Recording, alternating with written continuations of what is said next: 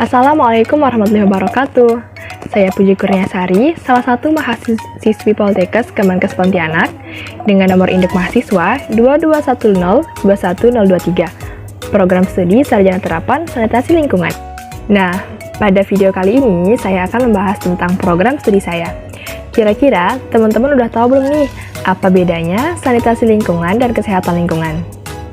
Sanitasi lingkungan adalah upaya pencegahan penyakit dengan cara pengendalian beberapa faktor risiko lingkungan, mulai dari faktor fisik, faktor sosial, faktor biologi, maupun faktor kimia.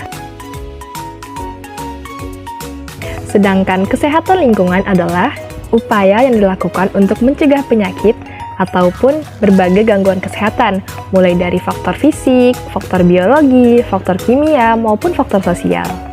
Lingkungan yang bersih adalah dambaan setiap orang.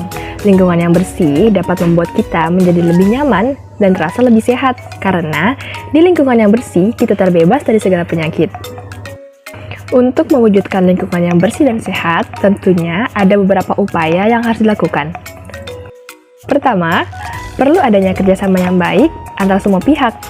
Bukan hanya terbatas pada secara individual saja, tetapi juga seluruh lapisan masyarakat diikuti dengan ketegasan dari pemerintah terkait masalah sampah. Yang kedua, perlu adanya kesadaran dari setiap masyarakat terkait masalah sampah dan bagaimana cara mengelola limbah domestik. Dan yang ketiga, dapat dilakukan dengan cara mengajak seluruh masyarakat tanpa terkecuali untuk berperilaku hidup sehat dan bersih. Nah, jika ketiga upaya tadi telah dilakukan, maka tidak menutup kemungkinan lingkungan kita akan menjadi lingkungan yang bersih. Lingkungan yang bersih harus memenuhi beberapa syarat kebersihan lingkungan. Syarat yang pertama adalah udara yang bersih dan segar. Yang kedua, tempat pembuangan sampah dapat ditemukan dengan mudah. 3. Tersedianya sarana air bersih dan jernih. Yang keempat, adanya fasilitas pengelompokan sampah. Yang kelima, sarana kakus yang baik. Yang keenam, banyak tanaman hijau di sekitar lingkungan.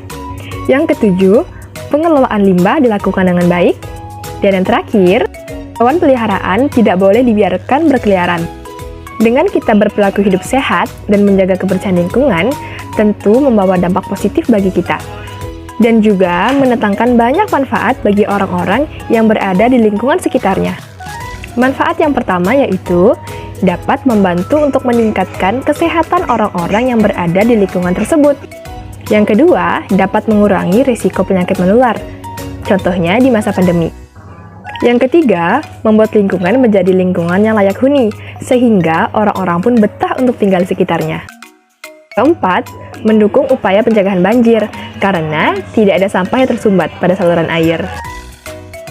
Dan yang kelima, dapat meringankan pekerjaan petugas kebersihan, sehingga kelebihan waktunya dapat dialokasikan untuk tempat yang lain.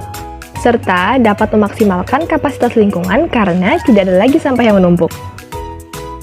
Dengan demikian, lingkungan yang bersih dapat dimanfaatkan untuk berbagai fasilitas umum, seperti taman ataupun lapangan olahraga.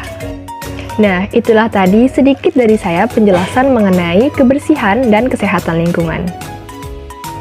Ayo kita budayakan perilaku hidup sehat mulai dari sekarang. Dapat dilakukan mulai dari diri sendiri, dari keluarga, hingga berangsur-angsur dapat diterapkan pada kehidupan masyarakat.